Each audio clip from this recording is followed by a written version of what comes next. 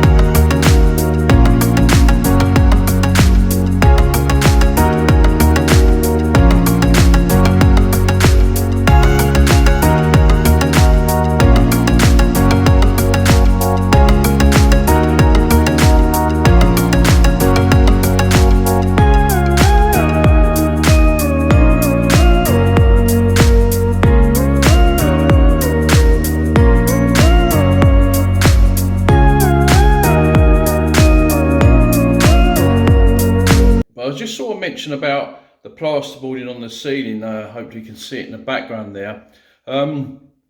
As you can see, I've staggered the joins, a bit like brickwork, which means that I could have just got plasterboard and run it all the way down the ceiling and had one continuous sort of join line, or a couple of them down the ceiling. But what that tends to do is that tends to crack sometimes. But being as I've gone over another ceiling, it's less likely. But again, it's good practice to always stagger the joints. You can see up there, hopefully, that up here, I've come across, and then halfway the board I've gone the next way, and then obviously always take that. And the other thing you may have seen is that if I come around this way, I use a dead man, which is a stick with a little cross piece at the very top. I measure the floor to the ceiling, and which is here, I'll show you this one there. So basically it's just a length of timber, and I've nailed a bit of timber on the top going crossways.